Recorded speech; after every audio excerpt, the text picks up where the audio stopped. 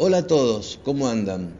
Tengo el honor de participar en la agrupación Libertarios Argentina y hace unos pocos días me tocó conducir una charla política en un canal llamado Capacitación Político Libertaria. Y esta vez tuve el privilegio de estar conversando con el doctor Ricardo Manuel Rojas hablando sobre su libro La inflación como delito. Esta obra, la cual tomé el título para el podcast de hoy, es un libro escrito por el economista argentino Ricardo Manuel Rojas. Publicado el año pasado, al día de este video, o sea, en 2022, el libro analiza el problema de la inflación en Argentina y su relación con la corrupción y el mal gobierno. Rojas argumenta que la inflación no es simplemente un problema económico, sino que también es un delito, ya que los altos niveles de inflación causan daños económicos y sociales significativos. En el libro, Rojas sostiene que la inflación es el resultado de políticas económicas mal diseñadas y de la corrupción en el gobierno. El autor también sostiene que los gobiernos corruptos utilizan la inflación como una forma de transferir riqueza de los ciudadanos a los políticos y sus aliados, y que esta práctica es particularmente común en los países en desarrollo como Argentina. Rojas sostiene que la única forma de resolver el problema de la inflación es abordar la corrupción y la mala gestión gubernamental. En general, La inflación como delito es un libro importante para entender la relación entre la inflación, la corrupción y el mal gobierno, especialmente en países en desarrollo. Escrito en el año 2022, su mensaje es más actual que nunca y relevante hoy en día, y muchos economistas y líderes políticos siguen luchando contra estos problemas en todo el mundo. Fue un Zoom con mucha convocatoria y concurrencia. Espero que la conversación con Ricardo le sea de su agrado.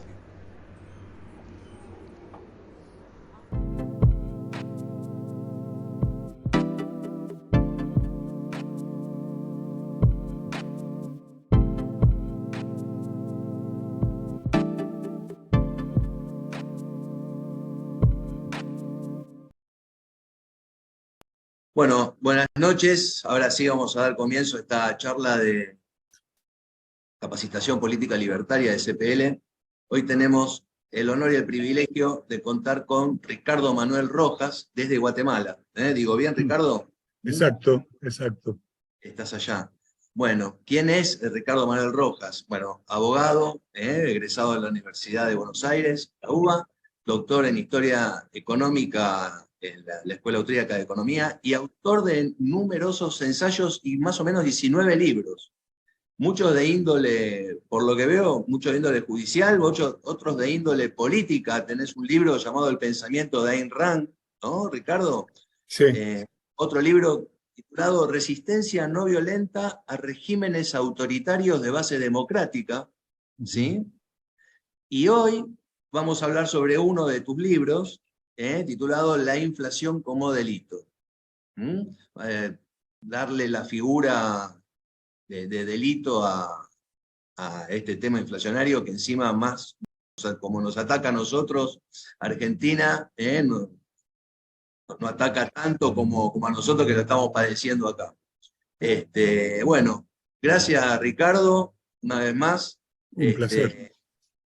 Y bueno, podríamos empezar en esta charla hablando sobre el origen de todo esto, ¿no? El origen de cómo fueron las primeras transacciones comerciales, cómo nació el trueque, y el origen del dinero, ¿no, Ricardo?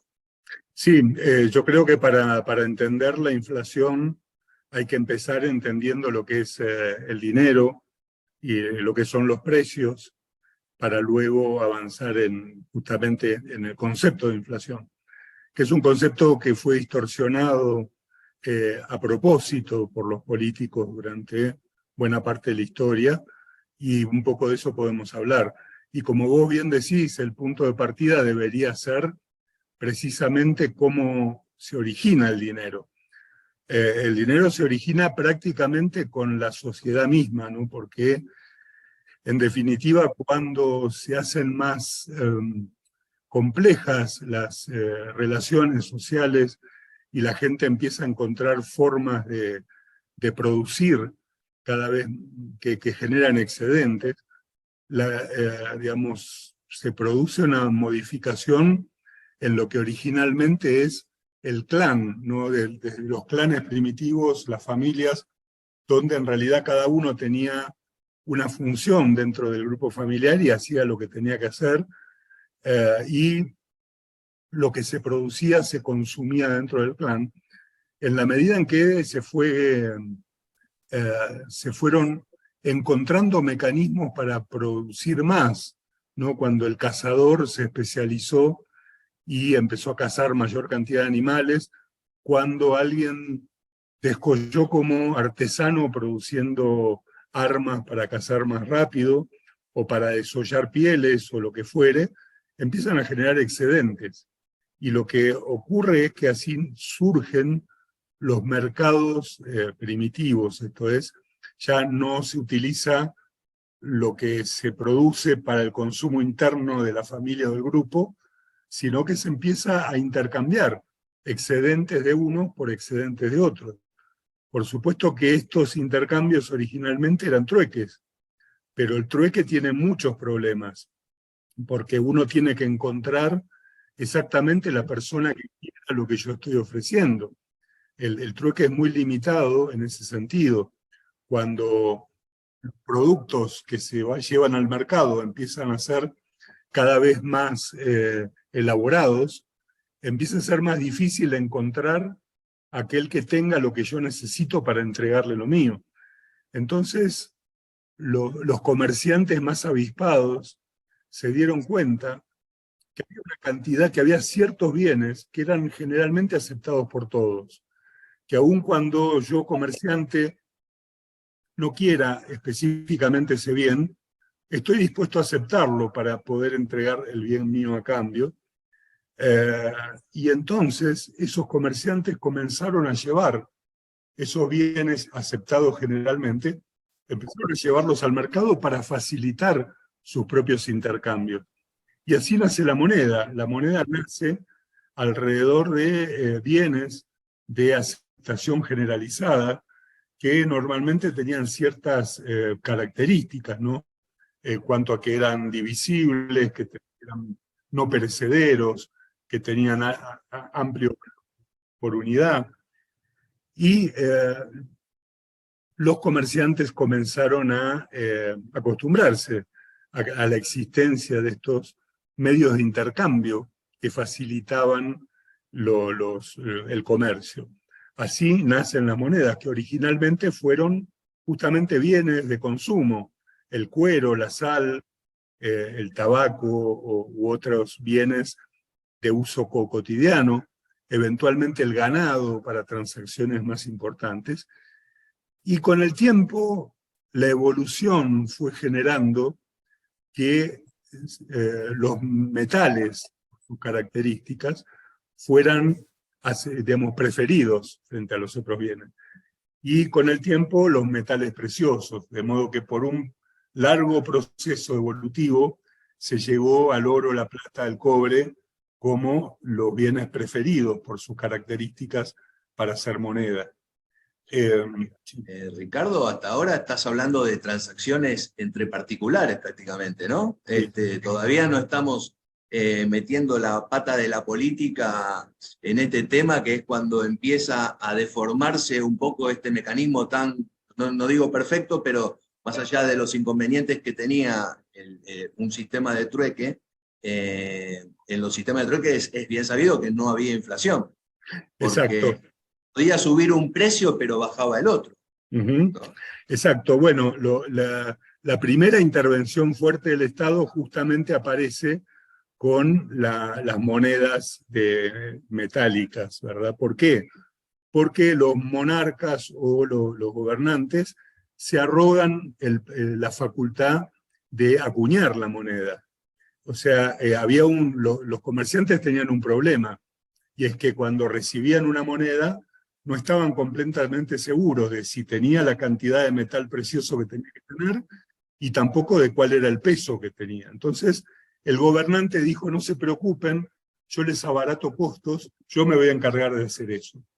Los gobernantes monopolizan la acuñación de moneda, y entonces ellos le ponen su sello. Al ponerle el sello oficial, de ese modo supuestamente garantizan que tiene la cantidad de oro que tiene que tener y que tiene el peso que tiene que tener.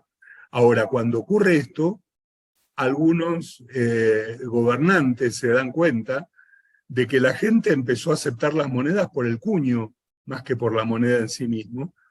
O sea, había una cuestión de fe pública, de confianza en el cuño del gobernante, y entonces le empezó a quitar un poco de metal precioso a cada moneda, ¿no? Diocleciano, por eso siempre se menciona al emperador Diocleciano como uno de los primeros, cuando se ve con la necesidad de financiar las guerras del Imperio Romano, le empieza a quitar un poco de oro a cada moneda y con ese oro hace otras monedas, incrementa la base monetaria y genera inflación. Y el problema más grave, por primera vez también en la historia, es que esa inflación que él genera incrementando la base monetaria, la trata de resolver con controles de precios, que fracasaron miserablemente. Diocleciano tuvo que renunciar a su cargo de emperador y se fue a cultivar un jardín. Podemos decir, Ricardo, de que eso no solo era abuso de poder, sino abuso de confianza, ¿no? Sobre su sociedad, sobre sus ciudadanos. Sí, lo vamos a ver más adelante cuando veamos el derecho penal, que existen los delitos contra la fe pública. El capítulo de delitos que incluye no solo la adulteración de documentos públicos, sino también la falsificación de moneda. A la falsificación de moneda se la considera como un delito contra la fe pública. La gente pone su confianza en el gobernante que emite la moneda. Pero bueno, en este camino, obviamente andar con el oro encima era bastante poco práctico y sobre todo peligroso, con lo cual rápidamente aparecen los billetes. Los billetes comienzan siendo meros certificados del oro que estaba depositado en un banco y el banquero extendía un certificado y las personas llevaban ese certificado. Si tenían que viajar de una ciudad a otra que era muy peligroso, en lugar de ir con el oro encima, llevaban un certificado, se lo daban al banquero de la otra ciudad y él les entregaba el oro. Al poco tiempo también, todo esto es evolutivo, los certificados empiezan a circular como si fuera el oro mismo, porque como todos los que tenían el certificado sabían que podían ir al banco y cambiarlo por el oro cuando quisieran, en realidad no, les daba lo mismo tener el oro o el certificado, era más práctico tener el certificado.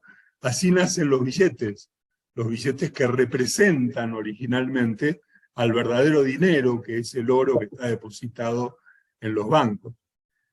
Ahora, para ir rápido, porque la evolución de la moneda es algo muy, muy complejo, pero nos saltamos unos siglos, y los gobernantes ahí tienen la segunda forma de interferir, que es, bueno, miren, el oro está en los bancos y la gente ya está muy cómoda usando los billetes. Voy a declarar la inconvertibilidad, ya no van a poder cambiar más los billetes por el oro, porque yo necesito el oro para financiar mi guerra. Entonces, ustedes sigan como si nada usando los billetes como dinero, no lo van a poder cambiar por oro, pero en algún momento cuando la guerra termine y todo se normalice, va a volver a haber convertibilidad y van a poder volver a cambiar el oro. Esto se sucedió muchas veces, hubo suspensión de convertibilidades que luego volvió a haber convertibilidad, hasta que, bueno, la Primera Guerra Mundial fundamentalmente y luego la Segunda Guerra Mundial terminaron ya con la convertibilidad porque ya los gobiernos no estaban en condiciones de devolverle el dinero a la gente que le habían quitado. Fíjense que en Alemania, 1923, la famosa hiperinflación alemana, cuando termina la Primera Guerra Mundial, Alemania queda destruida pero no solo queda destruida por la guerra, sino que las potencias que ganan la guerra le empiezan a cobrar a Alemania la reconstrucción prácticamente de toda Europa. El gobierno, el Estado está totalmente quebrado, y entonces recurre a la emisión monetaria, crea una moneda que no tenía ningún tipo de respaldo, y la empieza a emitir a lo loco, con la esperanza de que la gente la acepte. Y llegamos a una hiperinflación que es una de las más conocidas y en la historia del mundo, donde los precios se duplicaban cada 15 horas. Sí, Ese sí. era, sí, Sí, sí, los registros históricos dicen que las mujeres iban a las puertas de las fábricas en el horario de almuerzo a retirar ese medio jornal y salir corriendo a comprar mercadería, porque a la tarde volvían a aumentar los precios, bueno, y exacto. los hombres en sus fábricas cobraban el otro medio jornal y así era una batalla frenética. Después le quiero preguntar, Ricardo, la diferencia, o sea, cómo es que se produce la hiperinflación, porque es como una cosa exponencial que sale, que se dispara y ya es, absolutamente no se puede detener. Sí, Pero sí, Alemania había sido el país, por lo menos de la era moderna, el primero en generar este tipo de problema con la emisión monetaria, ¿no? Hacía lo loco exacto, que dice usted. exacto. Bueno, es por todos conocido. Bueno, los que tenemos cierta edad y recordamos bien y trabajábamos en la hiperinflación argentina, ¿no? La del 89, también vemos que había un precio a la mañana y un precio a la tarde. No llegó a ser tan crítico como lo de Alemania, pero también hemos padecido una situación donde no había precios y donde uno pedía un precio a la mañana y cuando iba a la tarde ya había cambiado. Eh, bueno, pero a ver, en esta pequeña historia que estamos contando, uh, los gobiernos van eliminando la convertibilidad y además se dan cuenta de otra cosa. Una vez que eliminaron la convertibilidad, no tienen por qué limitarse a los billetes que están circulando. También el gobierno puede emitir sus propios billetes y ponerlos a circular junto con los, que es lo que hizo Alemania, pero que lo empezaron a hacer todos, tal vez con más cuidado, en menor cantidad, pero bueno, se dieron cuenta que el gobierno podía, además, obligar a la gente a usar sus billetes. Hasta que llega el fin del patrón oro. Tuvimos un primer intermedio que fue el patrón oro cambio, esto es, miren, el Banco Central tiene una reserva de oro, y ese oro va a ser lo que le dé solidez a los billetes, pero no va a haber ninguna convertibilidad ni ninguna relación entre los billetes y el oro. Simplemente el oro es el respaldo para que ustedes sepan que estos billetes tienen valor. Era simplemente un placebo para que la gente se quedara tranquila de que a partir de entonces iba a tener tratos con pedacitos de papel que no tenían ningún valor. O sea, a lo largo de toda la historia de la humanidad, el dinero fueron bienes de uso, o sea, bienes que tenían un valor como bienes de uso. De pronto el dinero se convirtió en pedazos de papel que no podían ser convertidos contra nada. Y para peor, 1972 suele usarse como fecha, pero ya desde antes. En 1972 Estados Unidos declara la inconvertibilidad definitiva, pero ya desde antes todos los países declararon definitivamente la inconvertibilidad y se pasó a un sistema de lo que se llama dinero fiat, esto es, dinero que te lo tenés que bancar, que te lo ponen por la fuerza, el gobierno lo emite, tiene curso legal y curso forzoso en algunos países, y por lo tanto es el que la gente, es el que tiene la facultad de cancelar obligaciones. Mises escribió un libro extraordinario en 1912, lo escribió, hace 110 años, 111, y explicaba con tanta claridad estos problemas. Y Mises explicaba que uno de los principales problemas que tenía el estudio de la moneda era el concepto jurídico de moneda, ¿no? Decía, como siempre los abogados se metieron a generar mayores problemas, Entonces dice, para el abogado, para la visión jurídica, la moneda es un medio de cancelar obligaciones. Entonces, si el Estado dice, ustedes pueden cancelar obligaciones con estos pedacitos de papel, en realidad para el abogado ya es suficiente. Con el dinero que me da el Estado, no me importa de dónde lo sacó ni cómo se produjo, en la medida en que legalmente cancele obligaciones, eso jurídicamente es dinero. Pero el problema es que el dinero nació como un medio de intercambio, no como una forma de cancelar obligaciones. Y esto le permitió a los estados crear una moneda monopólica. Digo, esta es la única moneda que va a poder tener poder para cancelar obligaciones. Y por lo tanto todas las demás monedas no van a tener el poder. Si alguien no se las quiere aceptar para pagar un contrato, no se las va a aceptar. Van a tener que usar la mía. Y obviamente en el momento en que el Estado asume el monopolio del manejo del dinero, que ese dinero deja de ser un bien de consumo y pasa a ser un pedazo de papel, y que no hay controles suficientes para controlar cuánto emite ese gobierno, empezamos a tener inflación en todo el mundo, empezamos a tener problemas. Y el tema de la emisión monetaria como principal, como el causante de los fenómenos inflacionarios, es visto por toda la visión liberal que tenemos sobre este tema, ¿no? Ahora, una transacción comercial, ¿no? Que se hace con dinero, ¿sí? O sea, que para cancelar obligaciones, comprar un producto, lo que fuere, ¿sí? Usted lo que había dicho en alguna conferencia que lo estuve escuchando era que la inflación no es el aumento de los precios, sino es el aumento de la masa societaria, de la masa monetaria, perdón, de la masa monetaria. Entonces, claro, sobran billetes y entonces es ahí donde se genera después la distorsión de precios. ¿Es así? Claro, a ver, sí, lo que se infla es la cantidad de dinero, no los precios. Los precios suben porque se deprecia el dinero, que miren, si ustedes reemplazan dinero por naranjas, por ahí se entiende más fácil.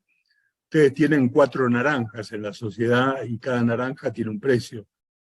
Tiene una relación de cambio con los demás bienes.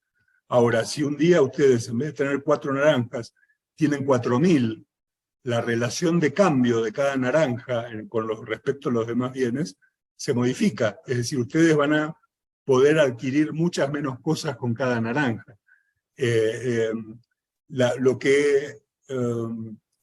La economía, y sobre todo la economía austríaca, ha explicado muy bien que es la utilidad marginal, ¿no? Es decir, cuando uno compra o fija un precio, en realidad el valor del bien que está entregando es el valor que tiene la unidad que yo estoy ofreciendo en el mercado. Y entonces yo lo que quiero saber es cuánto vale. Yo tengo 10 baldes de agua y uso el agua para distintas cosas. Si tengo 10 baldes, ya cubrí mi necesidad de tomar agua, de bañarme, de lavar la ropa. Me queda el agua para regar las plantas. Cuando yo entrego un balde de agua por otra cosa, estoy valorando el agua por el valor que para mí tiene regar las plantas. Ahora, si yo me quedo con 4 baldes y estoy usando ya el agua que uso para bañarme, para mí es mucho más valiosa ese agua, porque ya estoy entregando agua que tiene un valor más alto para mí. Esto que explica la determinación de los precios de cualquier producto, también ocurre con la moneda, porque la moneda es un bien más que está en el mercado. De modo que si nosotros aumentamos la oferta de moneda, el valor de la moneda va a disminuir. Lo que sería el valor adquisitivo de la moneda, que podemos obtener a cambio de esa moneda, va a disminuir. Vamos a necesitar mucha más moneda para adquirir lo mismo. De hecho, todos los demás bienes que hay en el mercado van a mantener entre ellos la misma relación de cambio. Las naranjas y los zapatos se van a intercambiar de la misma manera de siempre. Lo único que se distorsiona es la relación entre el dinero y todos los demás productos, porque lo que cambió fue la cantidad de dinero. Entonces, si se entiende esto, la única explicación de la inflación es una explicación monetaria, es un incremento en la cantidad de dinero, que luego uno lo ve como un incremento en los precios, porque la consecuencia de la pérdida de valor del dinero es que los precios aumenten. Y una pregunta, Ricardo, el fin de la convertibilidad, o sea, que ya no hay más garantías sobre la cantidad de papel emitido que hay en el mundo. ¿Es lo mismo que decir que estamos a la buena de Dios y dependiendo bueno, del buen oficio que puede tener un gobierno? Mira, sí, y a ver, algunos gobiernos funcionan mejor que otros, o sea, el de Argentina es el peor en el mundo, pero digamos, por eso cuando hablan de la dolarización, en realidad la dolarización no resolvería los problemas de base del monetario de Argentina, pero lo que haría es que en lugar de tener que confiar en el Banco Central argentino, uno depositara su confianza en la Reserva Federal Norteamericana, que es un poquito más confiable. Esa es la única gran diferencia, y que como el gobierno argentino no puede emitir dólares, estaríamos cubiertos de alguna manera. Claro, Pero tampoco hay también hay fin de convertibilidad en Estados Unidos, en por todos lados. eso, y también hay inflación en Estados Unidos y también hay inflación en Europa. Eh, el punto es que ciertos países han intentado poner frenos institucionales. Por ejemplo, en Estados Unidos, en Guatemala, donde yo estoy viviendo, el Banco Central de Guatemala o la Reserva Federal de Estados Unidos tienen una independencia muy grande respecto del gobierno. Entonces, no, el gobierno no le puede ir a pedir que le financie el gasto público. Guatemala, la Constitución expresamente le prohíbe al Banco Central prestarle dinero al gobierno. En Guatemala los precios no han subido en los últimos 30 años. En Guatemala el dólar vale hoy lo mismo que valía hace 30 años y uno puede ir y cambiar dólares en la ventanilla del banco. ¿Por qué? Porque hay una estabilidad monetaria generada por un banco central un poco más razonable que cumple el mandato constitucional de no prestarle plata al gobierno ni comprar bonos del gobierno. Es decir, es una autoridad monetaria técnica que lo único que tiene que ver es, bueno, creció el Producto Bruto, creció los bienes y servicios, entonces hace falta inyectar un poco más de dinero para que no haya deflación. Bueno, vemos esa situación, pero lo hace por temas técnicos, no porque el gobierno necesite plata. Entonces, donde esos límites se respetaron, la moneda monopólica estatal fue un poco más estable, pero siempre dependiendo de la buena de Dios, ¿no? Mañana se vuelven locos en la Reserva Federal Americana. De hecho, aquí en Guatemala, por ejemplo, la Constitución, que tiene esa cláusula, tiene un último párrafo que dice que en casos de catástrofe podrán prestarle plata al gobierno, y obviamente vino la pandemia y el gobierno salió como desesperado a pedir plata, y eso generó un poco de inflación que ahora lo están eliminando. Pero, a ver, yo siempre digo lo mismo en este sentido, los políticos son como leones que probaron carne humana. Ustedes saben, los leones normalmente andan en la sabana y no se meten con los turistas porque no los ven como alimento. Hasta que un día alguno se acerca demasiado y el león se lo come, y ese día los leones aprenden que la gente es alimento. Los políticos, o muchos políticos, actúan de ese modo, o sea, son como leones que probaron carne humana y ahora andan viendo de dónde sacarle plata a la gente. Y por eso son tan importantes este tipo de salvaguardas, ¿no? Ricardo, más allá de ir después al tema de presentar el tema de la inflación como figura de delito, ¿no? Que es su tema central y el libro que escribió. ¿Se puede decir que, por lo menos acá en Argentina, que creando una ley como la que usted dijo que existe en Guatemala, en donde, por ejemplo, el gobierno no puede pedir financiación al Banco Central, se podría cortar un poco el chorro inflacionario se podría cortar el tema inflacionario, por lo menos no el 100% que estamos hablando de lo que está sucediendo ahora acá en este país. Mira, es muy difícil porque en realidad los problemas hay que tratarlos en el orden en que los problemas se generan. Argentina tiene un problema de base que es el gasto público, algo que nadie quiere discutir, que ningún gobierno quiere discutir, que nadie quiere tocar. Fíjense, llevaría tiempo y nos iríamos un poco de tema, pero pienso yo, y yo escribí un libro sobre Alzogaray, ¿no? Sobre los discursos de Alzogaray en el Congreso, y uno de los temas esenciales con los que machacaba Alzogaray era con el gasto público, y él se opuso a todos los presupuestos de 1992 hasta que se fue del Congreso. Él votaba en contra, a pesar de que él estaba prácticamente trabajando para el presidente, porque eran deficitarios. Todos los presupuestos tenían muchos miles de millones de dólares que no se decía de dónde se iban a salir y que confiaban que de algún lado iba a salir. Alzogaray cada año les decía, esto va a explotar, esto va a explotar. En el año, cuando discuten el del 99, que fue el último que él discutió, dijo, si no resuelven el problema del gasto público, en 2 años esto va a explotar, y en 2 años explotó todo.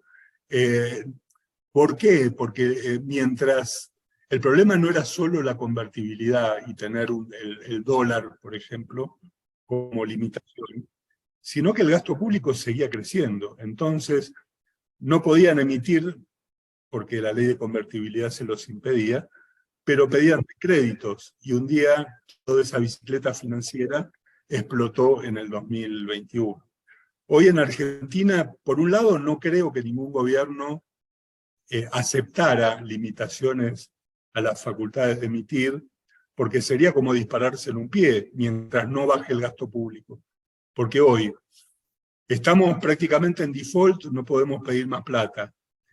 No pueden cobrar más impuestos, porque en cualquier momento la gente va a ir a quemar la casa de gobierno con justa razón. Entonces la única que les queda es emitir para cubrir el gasto. La única forma de salir de esto es bajar drásticamente el gasto, y eso no está en la agenda de ninguno, por lo menos de los partidos mayoritarios.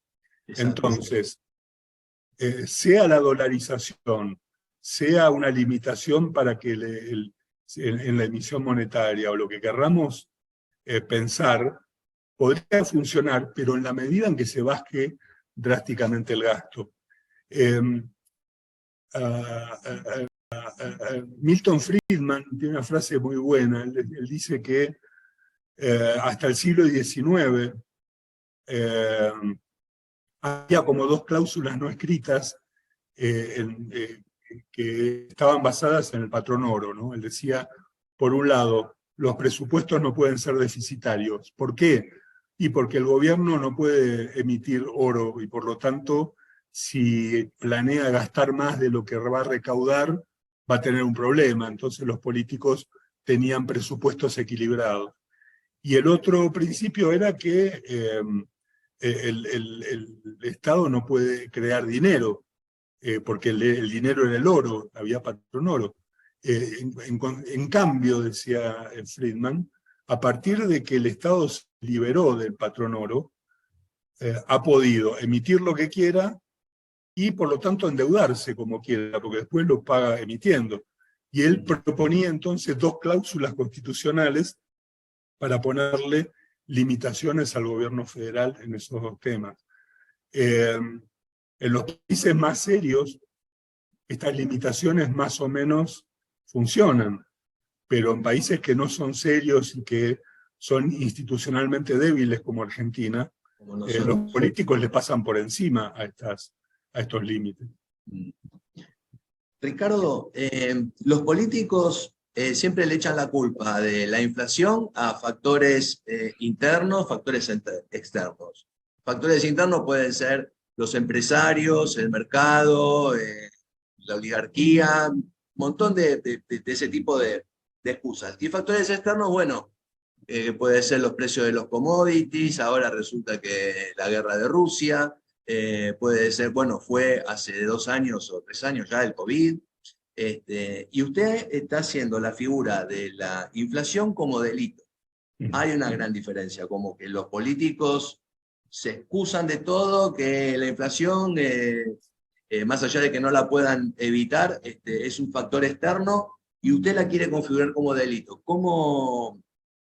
¿Cuál es su opinión entonces ahí? A ver, para empezar, en todo el mundo hay comerciantes, en todo el mundo hay banqueros, en todo Eso el mundo seguro. la gente quiere ganar plata. La guerra fue entre Ucrania y Rusia y Ucrania no tiene inflación a pesar de que la están bombardeando todos los días. Y en el mundo hay 4 o 5 países que tienen inflación del 100%. Uno es Argentina. Y entonces quiere decir que en los demás países donde en principio deberían haber los mismos problemas que acá, digo, Estados Unidos, si es por la voracidad de los comerciantes, Estados Unidos tendría que tener 200% de inflación anual. Sin embargo, no tiene inflación o tiene una inflación pequeña. Y el punto es entonces que la inflación es producto en sistemas de dinero monopólico estatal. Si la inflación es el incremento de la cantidad de dinero, el único responsable por incrementar la cantidad de dinero es el propio gobierno. No hay otro. Nadie puede generar este incremento de la emisión. Hay, por suerte, libros extraordinarios de autores austríacos extraordinarios que han tratado el tema monetario muy bien.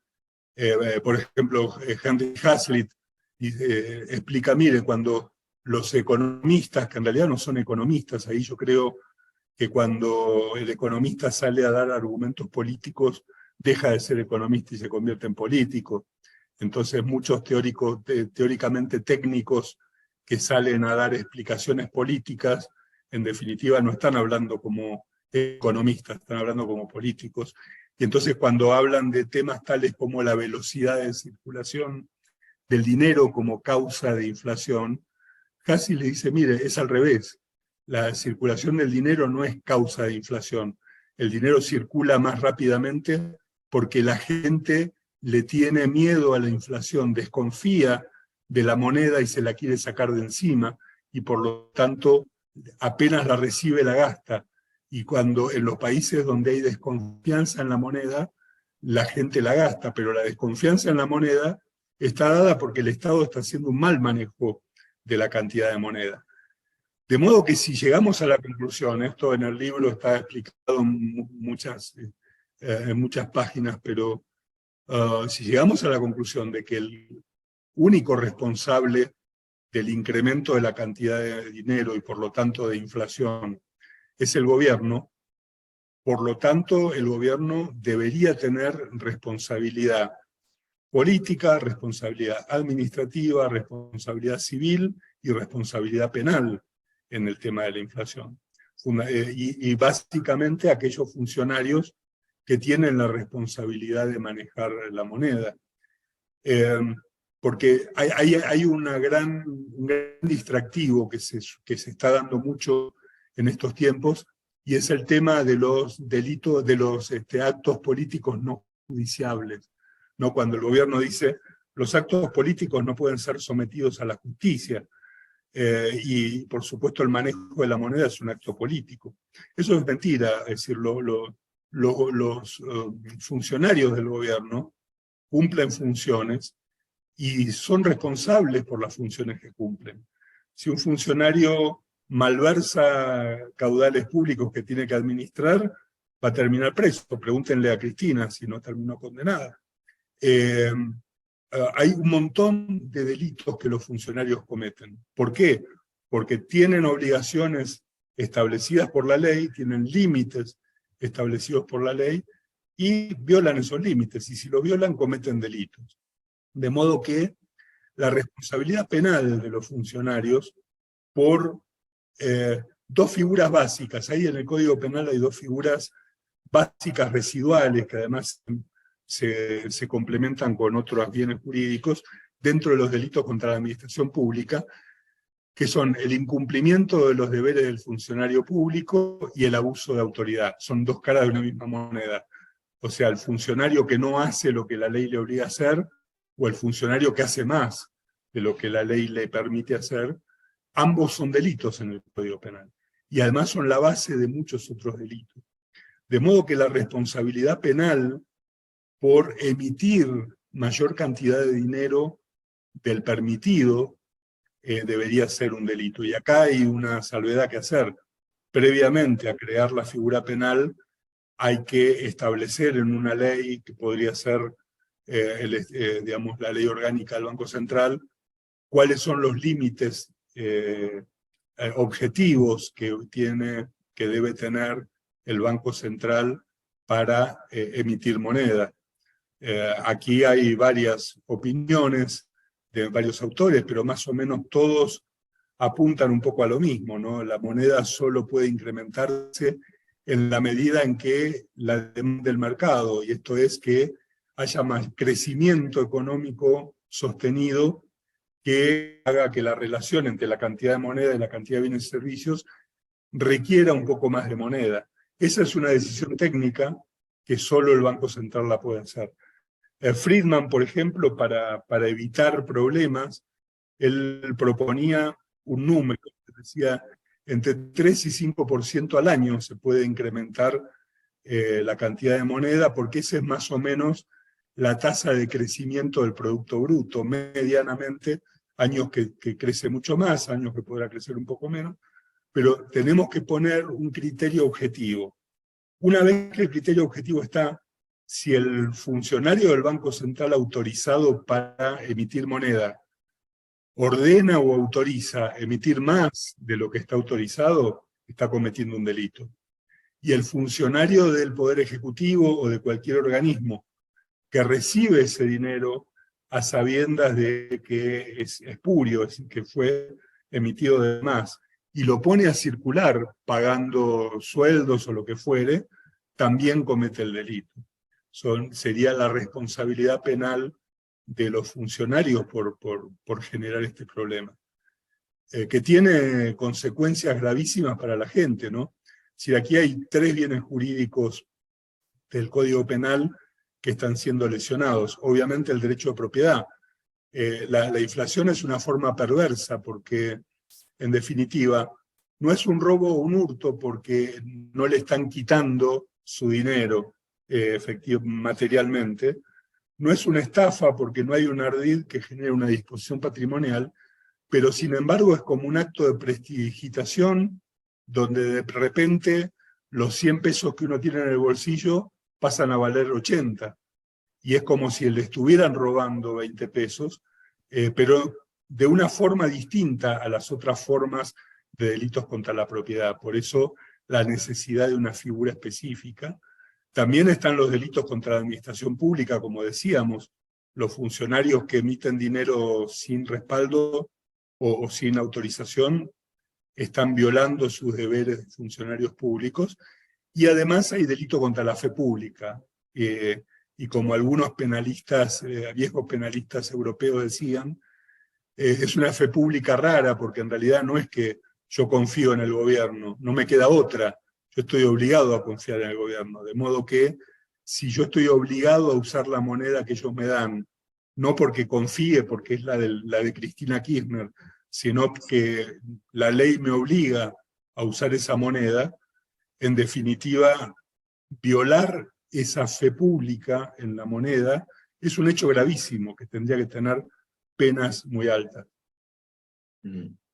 Qué problema que hay acá en este país con el tema de la inflación, porque es uno, como dijo usted, uno de los 4 países del mundo, ¿no? Pero qué problema que tenemos con los políticos, porque si hablamos del tema de seguridad, que le queremos delegar la seguridad también al Estado, a veces el Estado hace abuso de poder, ¿no? El poder de fuego, poder sobre la seguridad. Y ahora estamos hablando casi de lo mismo, pero en vez de sacamos la palabra seguridad y ponemos economía. O sea, el Estado, el gobierno, tiene el poder sobre la economía y se generan estos desbarajustes. Para usted es impericia, es una asociación ilícita. ¿Qué opinión tiene usted de por qué tenemos que tener el 100% de inflación anual nosotros? ¿Por qué hoy las cosas valen exactamente el 100%? Quiere decir que hoy las cosas que valen hoy, el año pasado salían la mitad, o sea, subieron el doble. los precios de cualquier producto. Recordemos que la inflación es el aumento de todos los precios, no de ciertos sectores o valores, ¿no? Mira, hay una conjunción de males terribles. Por un lado tenés, obviamente, políticos que, por un lado, no tienen escrúpulos, pero tampoco tienen límites. Esto es, nadie le pone límites. Obviamente, el gobierno sigue diciendo que la culpa, como decía vos hace un rato, la culpa de la inflación es de Ucrania, es del comerciante, es del banquero, es de Macri o de quien sea, pero nunca es de ellos. Y no pasa nada, la gente sigue viviendo como siempre. En un país civilizado, un político que está condenado por un delito contra la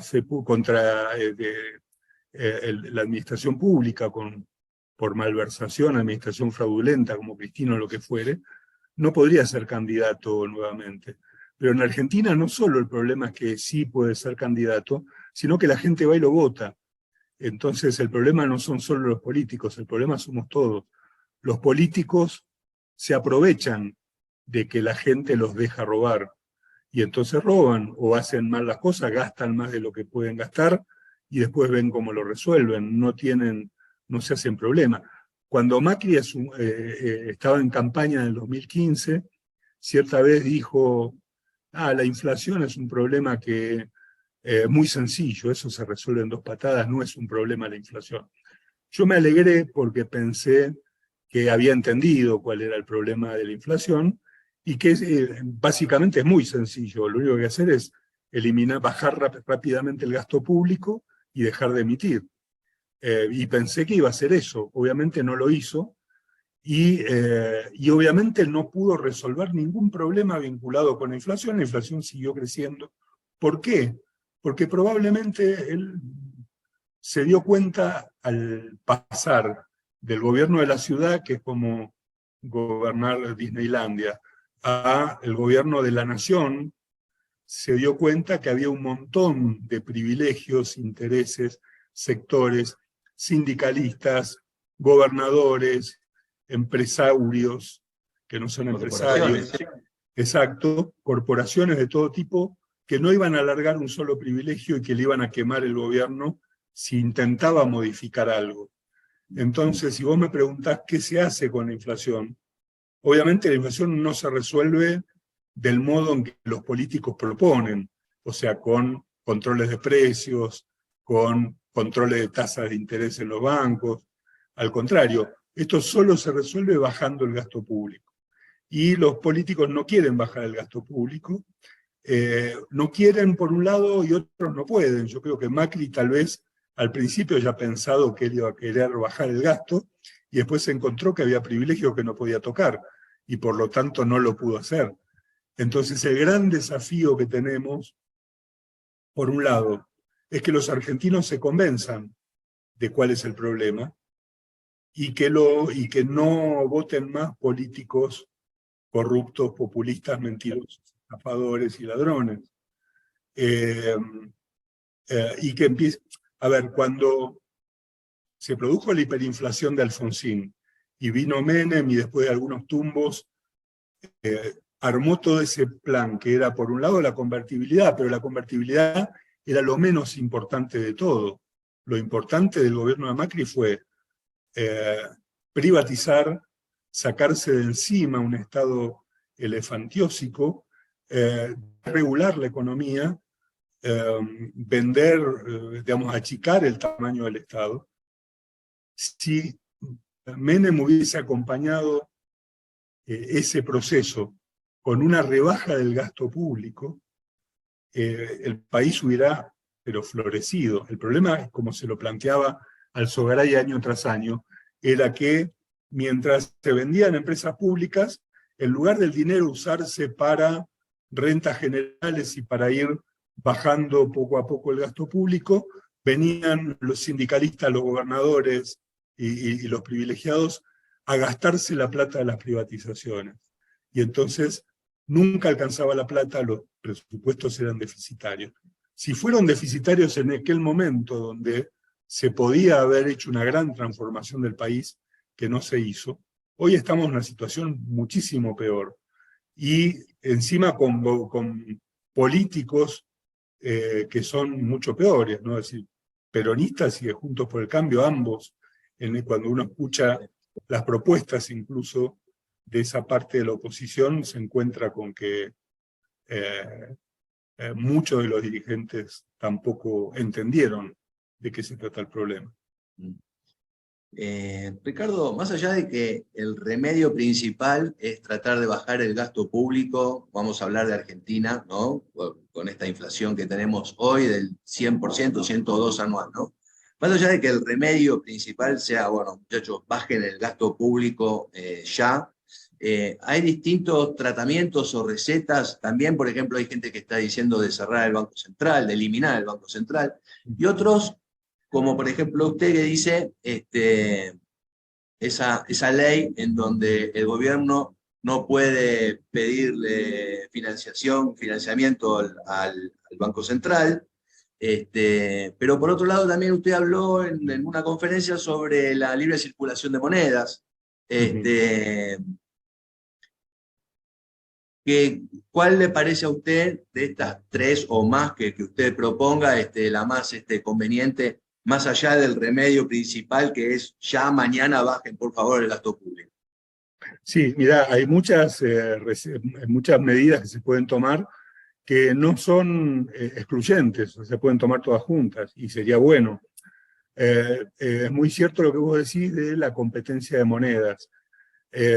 Yo siempre cito, como me parece extraordinario, el trabajo de Hayek, ¿no? Friedrich Hayek en 1975 escribió un paper que se llama La desnacionalización del dinero. En aquel momento se estaba discutiendo en Europa la creación de una moneda para la Unión Europea, y todos obviamente proponían una moneda nueva, con un banco central europeo, con una moneda que rigiera, que fue el euro, que finalmente es lo que se impuso. Y Hayek, con mucha valentía, empieza diciendo, primero, me voy a desdecir de lo que escribí hace 15 años, porque él había escrito los fundamentos de la libertad en 1960, donde había un capítulo sobre la moneda, donde él decía, sí, debería haber un banco central, es una función del Estado manejar la moneda. Y ahora escribe este paper y propone lo siguiente, dice Hayek. Por un lado, primer medida, no creen una moneda única. Permitan que todas las monedas que hay en todos los países de Europa circulen libremente por todo el país y tengan poder cancelatorio de obligaciones en toda Europa. Y de ese modo cada persona va a elegir con qué moneda quiere tratar. Y el mercado es el que va a terminar decidiendo qué moneda es buena y qué moneda es mala. Si los italianos se vuelven locos y emiten liras y la lira se deprecia, la gente dejará de usar liras y usará marcos alemanes, porque los alemanes son más serios. Pero si, digamos, el que no trabaje bien, la gente lo va a correr del mercado porque no va a usar su moneda. Y decía, y en este grupo de monedas deberíamos traer al dólar norteamericano y de a poco ir metiendo otras monedas también. Pero además iba más allá, siguiendo con esto decía, ¿por qué no también que los bancos emitan sus propias monedas? Total, los bancos privados, luego el mercado decidirá qué moneda quiere usar. Esto hace que muchos lo consideren a Hayek como el precursor de las criptomonedas. Las criptomonedas. ¿No? Exacto, se está hablando de monedas que eran elaboradas libremente, voluntariamente, y que se basaban en la confianza que la gente les daba. Curiosamente, hasta que Hayek escribió este paper, casi no había economistas que propusieran un libre comercio de monedas. Después de este paper de Hayek, empezaron a proliferar economistas de todas las organizaciones proponiendo la competencia de monedas. Por eso, por lo pronto, yo antes de dolarizar, eliminaría el curso forzoso y que cada persona contrate con la moneda que quiera, si quiere usar euros, si quiere usar Bitcoin, si quiere usar oro, o si quiere usar pepinos, que use lo que quiera como moneda y que compitan en el mercado. Sí, pero cuánta hipocresía, porque acá en Argentina muchas cosas ya están dolarizadas desde hace tiempo, ¿no? Es que, a ver, el problema nuevamente es que al haber curso forzoso, hay ciertas cosas que necesariamente tenemos que pagar en pesos, o nos pueden obligar a pagarlas en pesos. El Estado, sus sueldos los va a pagar en pesos, sus deudas las va a pagar en pesos, pero en todo lo que la gente se puede sustraer de esto, va a buscar las monedas que le resulten más confiables, y entonces será el oro, será el dólar o cualquier otra moneda que a la gente le genere confiabilidad. Entonces tenés una medida que es competencia de monedas. Tenés otra medida que es la prohibición de que la autoridad monetaria financie los gastos del gobierno. Poco a poco podés ir poniendo ciertas limitaciones institucionales a esta función del Estado de monopolizar la moneda, que obviamente no van a suplantar el punto principal, que es bajar el gasto para no necesitar de esa moneda adicional, pero que van a ayudar a que por lo menos la gente le vaya marcando la cancha al gobierno para obligarlo a tomar esas medidas que por sí solo no va a tomar. Ricardo, le voy a hacer una sola pregunta más y después lo voy a dejar abierto el Zoom para los que quieran participar y hacerle preguntas a Ricardo. Yo por lo que veo, estoy a favor de la descentralización, ¿no? No solo, supongo, en materia económica, sino en materia política, en todo. ¿Usted tiene un espíritu crítico con respecto, por ejemplo, al euro, ya que lo nombró recién, estuvimos hablando de eso? ¿O en realidad esa moneda que se creó entre todas las naciones no es mala idea, no es mala? ¿O capaz el euro funciona porque hay buenos políticos en Europa? Y eso lo es. Ya, yo estoy en contra, o sea, creo que las instituciones hay que medirlas lógicamente, más allá de los resultados coyunturales que puedan tener.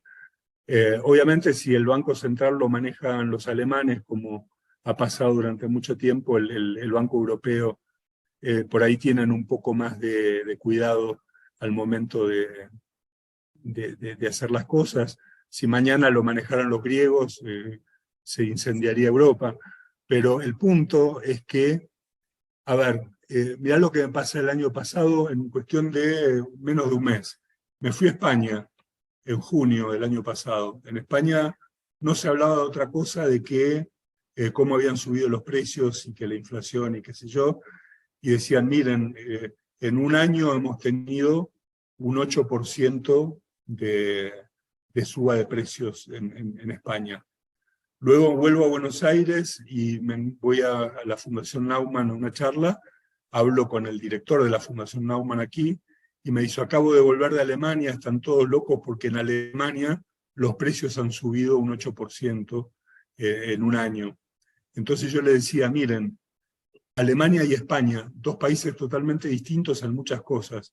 Los comerciantes son distintos, los banqueros son distintos, los especuladores son distintos.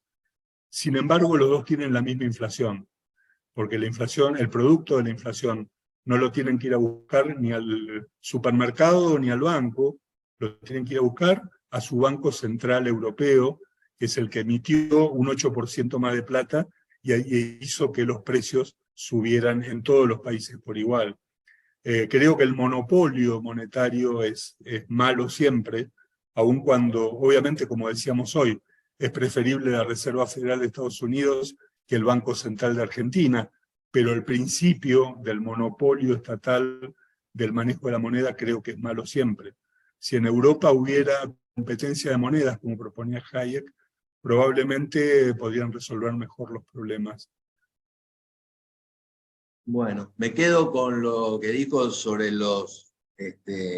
violar los derechos de propiedad con el tema de la inflación, que es un tema, o sea, capaz uno no lo nota, ¿no? En el día a día, de que los billetes van perdiendo valor, y eso en realidad es afectar el derecho de propiedad de las personas. Es como si yo tengo una propiedad en un lugar que vale tiene un cierto valor y que mañana el Estado, el gobierno me diga, mira, esta propiedad ahora vale menos, vale. ¿Por qué? Y porque sí, te dicen eso, porque los gobiernos generalmente funcionan de esa manera. Lo mismo está pasando con el dinero día a día sin darnos cuenta. Entonces eso es afectar los derechos de propiedad. Algo que tanto se nombra en estos ambientes liberales, ¿no? Los derechos de propiedad. El hecho de que la moneda cada día valga un poquito menos, todos los días, un poquito menos, es también afectar nuestros derechos de propiedad. Exacto, y el problema es que cuando el gobierno emite moneda, no es que está emitiendo moneda devaluada, sino que está devaluando todo el resto de la moneda que está en poder de la gente. Por eso decía que es algo diabólico, porque en realidad uno ni se da cuenta, el billete es el mismo que siempre tuvo y lo tiene en el bolsillo, y misteriosamente, como por un acto de magia, pierde valor estando dentro de mi bolsillo y sin que yo hubiese hecho nada con él. Simplemente, a diferencia, o sea, es el mismo principio del cercenamiento de los emperadores romanos o de Felipe II de España. Hay un libro muy interesante que es el padre Juan de Mariana, el Tratado sobre la moneda de Vellón, donde él atacaba a Felipe II, el rey de España, que la moneda de Vellón era una moneda que era una aleación de plata y cobre que usaban para transacciones menores, y a lo largo de la historia le fue sacando toda la plata y la mitad del cobre, o sea, y con eso hacía más monedas. El tema es que antes los gobiernos nos generaban inflación quitándole algo a la moneda, o sea, la moneda estaba cercenada. Uno podía ver que la moneda era más chica o tenía otro color. Hoy, por arte de magia, el mismo efecto se logra no quitándole algo a la moneda, sino agregando mayor cantidad de moneda.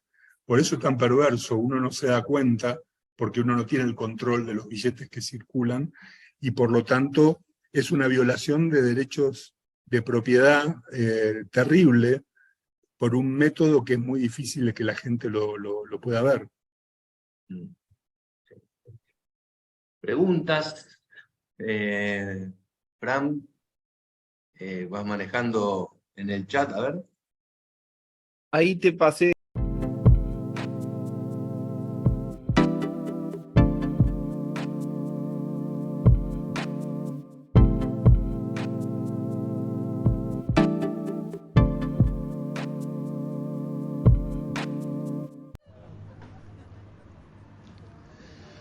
Gracias por tus likes y por suscribirte a este canal de YouTube, que lo que intenta es tratar de acercar todas las ideas y opiniones de especialistas sobre los temas que de los cuales durante muchos años, por lo menos una generación entera, nos han mostrado solo una mitad de la biblioteca. La otra mitad, la nuestra, la estamos construyendo entre todos los que participamos en distintos canales de divulgación, algunos aprendiendo a cielo abierto, como quien les habla, y otros exponiendo sus conocimientos al alcance de todos nosotros. A esto llamamos batalla cultural.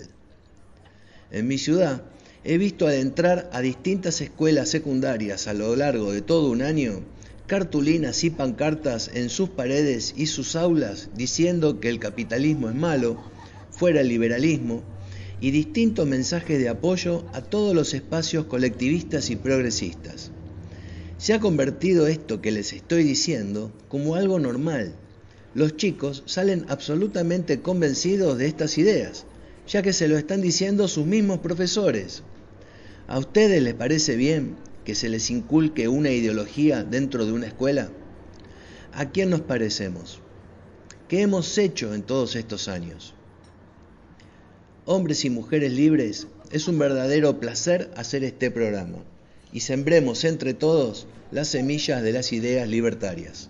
Pasen una buena semana, cuídense y viva la libertad.